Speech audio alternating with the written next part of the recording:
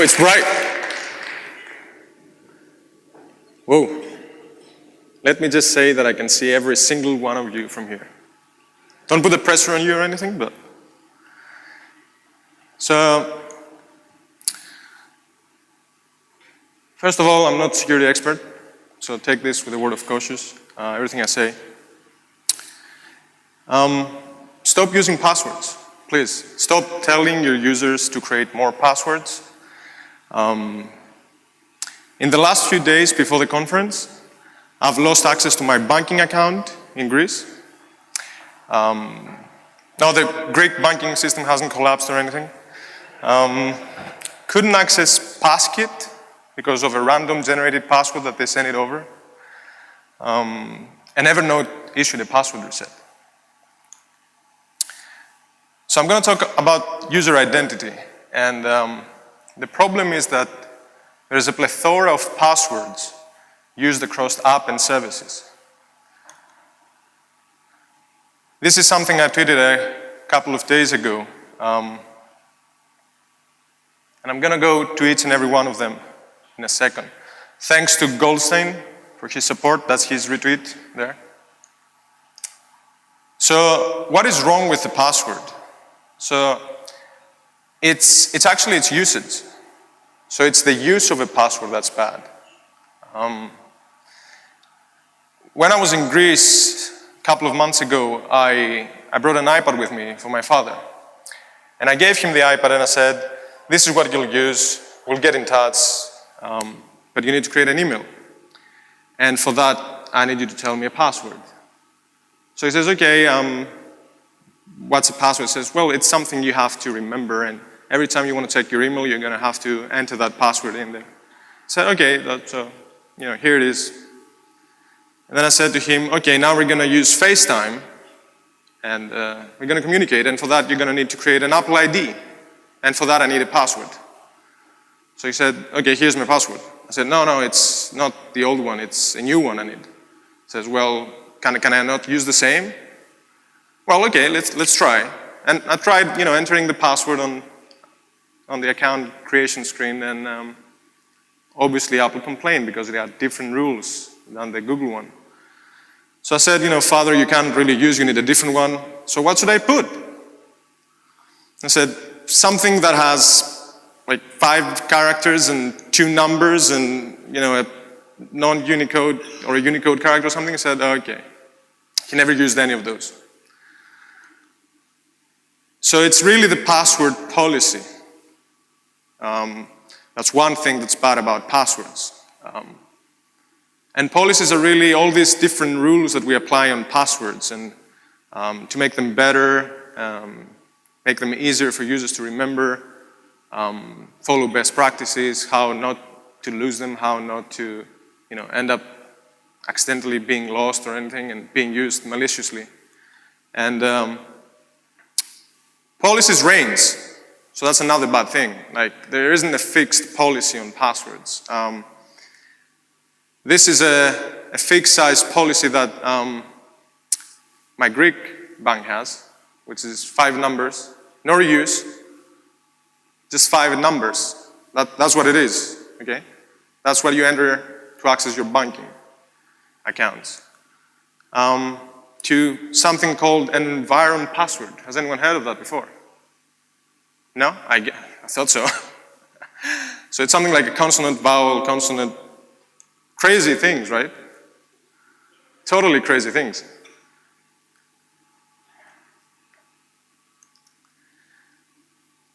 And then you have that. So just in time, your users remember your password. You tell them, oh, you're going to have to forget them now. You're going to have to change it because it's already too long. Someone might have figured out your password by now. It's 2 months. Like, you have to forget it. Come up with another one. And then we introduce this concept of security questions. So we're saying, okay, the users might forget their passwords, but we need something to remind them of their passwords, or if not reminding them, but at least give them access to create a new one in case they forget. Like that would happen.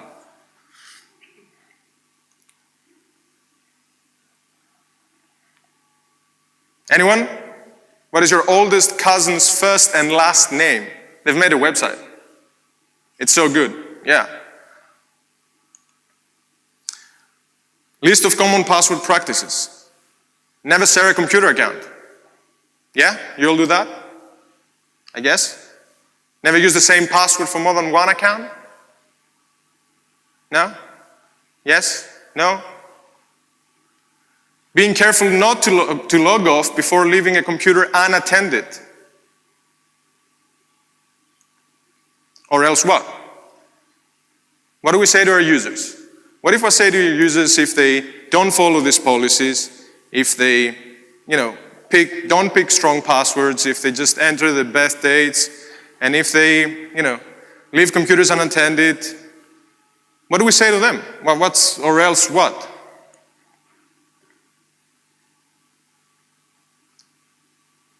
We tell them to feel secure about the password. That's what we do. We tell them if you pick a good password, and if you tie in all these security questions, you're going to be safe, right? You're going to be safe. Honest. So, how many of you actually build server-side driven mobile apps? Raise your hands. Okay, so quite a lot. So, I guess you're all familiar with HTTP then, more or less. And the way HTTP works is that it's stateless. What does that mean? It means that once your user makes a post, like once your app makes a post for the user to authenticate, and he gives you his username and his password, carefully crafted to your needs and requirements, and then the second time, right, that next second, he does a get foo on a resource. You tell me, so who are you again? Who's you again? So the user just entered the username and the password, created an account in your server, okay? And the next second, you're asking a resource on his behalf, and you have no idea who that user is, obviously, right? Do you? You don't. You would have to ask him for his password again. And every time, presumably that you would, you'd want to serve a request to your user, you'd have to ask for his password, right? Because he's the only one that knows his password. He's the only one that really controls the key to any of his resources. So you should, flash pop-up dialogues every time saying, whenever the user clicks a link or taps on a button or anything that requests from the server, your app, in a secure environment, in something that's totally secure, should ask its users for his password. That's what you should do if you want to be totally secure. Because you don't really know who it's on the other line. So, no, this is silly. We don't do that, right? We're much cleverer than that. So what do? We use a session ID. And what's a session ID? So it's different to the password because the password, it's something in security terms that the user knows. Okay, so the password is something that the user knows, and that's what makes it secure. Okay, this is something that only the user knows. Remember our policies. We said, don't write it down. Don't say that to anyone. It's yours. Keep it in your head. Remember this crazy password. Okay? And every time you want access to our service, you're going to give us that password. So, because this isn't practical from us, we came up with this idea of a session ID. And what is a session ID? So a session ID is basically this. Your user logs in, tells you his username and his password, and then you say, okay, here is a session ID, use that, and whenever you want to log in, whenever you want to access anything that's yours, send me that. Just send me that. And I'll trust you, I know it's you. You've already told me it's you, you've told me. But the problem with the session ID is that it's persisted somewhere, right? It's persisted in your app, it's persisted in the browser, it's in a cookie most likely. So it's not something the user knows. Like, it has escaped the mind of the user. The password is long gone, it's escaped, and now we've come up with this idea of a session ID that authenticates or validates or authorizes the user. Think about it for a second. You've asked me, I'm your user, you've asked me to come up with this crazy password that I'll have to remember down the line whenever I want to access your service. And then you went on and created this session ID, which I don't have to worry about. You tell me, there's nothing to worry about. We'll do all the magic behind the screens. We'll have computers, your client and our server, saying this number so that, we know it's you. And that's it. Like, we trust you, it's you. So, what's just happened here? What happened to, something only the user should know? What happened to that? But it's personal, you'd say, okay? It's like the cookie sits in the user's computer, or it sits, in your client app. It's personal, it's totally to the user.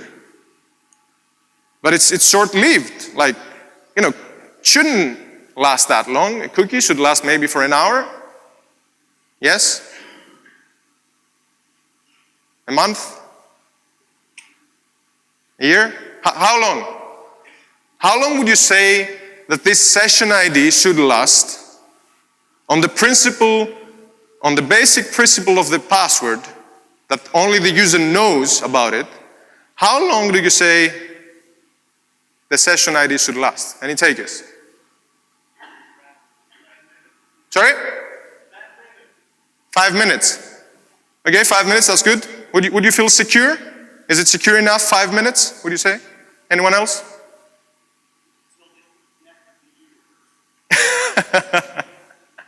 Until it hit death of the universe. Okay. I'll say it's 0.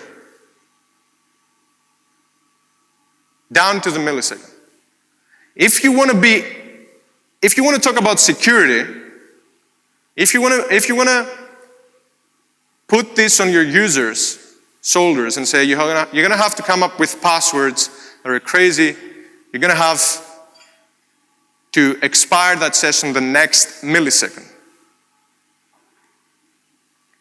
So it's something we force our users. If you give us no password, you have no access. You must create a password.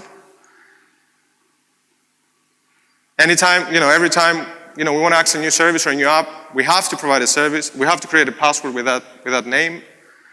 And that's the biggest joke on us at the end of the day. Because we keep saying our users, we do this and do that and create this password and follow all these policies, and then we use long sessions, we use reset links via email. We're not really thinking about security. It's not about security. So why do I need a password again? Why? What is fundamentally wrong with all the above?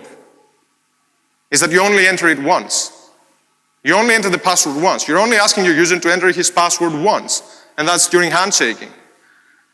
And we forced our users to go through that only for handshaking. The password itself is genius. It is really genius. Like, if I think of a word right now, can anyone guess what this word is? No. You couldn't possibly guess what word I'm thinking of right now. It's hard to guess, and it's hard for computers as well.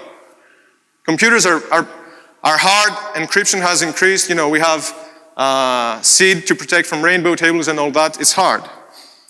So we invented OpenID. How many of you use OpenID for your app? Not a lot. I've lost my username, QNode on Hacking News, because of OpenID, by the way. It's a funny story. And the users need to remember which service as well, they use to begin with. What about OAuth? How many of you use OAuth on your apps? Okay, more. So what I'm proposing is something that's called resident-based authentication, and that's one way to do it. That's for the client to be simpler than just entering a password, for the developer to easy to implement. And you have to innovate on that. You have to innovate on user authentication. This is some work already done by the community out there. Luke Wroblewski wrote a story about Yahoo and displaying a password reset. Marco implemented a simple passwordless login for your magazine. And New Relic recently launched an iPhone app without the users entering a password. So this is my proposal to you. Go on GitHub and download this. This is a client implementation on iOS. This is a server implementation on Rails. And let's have a discussion. And before I end up, even though I'm 20 seconds overboard, and I'm sorry for that, Scotty, Steve's father taught him to care about the quality of things unseen. And this is one of the principles that he found at Apple. And I'd stress that you exercise and you practice writing code to strive for excellence, not because of bugs or technical debt or anything like that, but because writing code is the liberal art which is essential to participate in the community. Thank you very much. Thank you.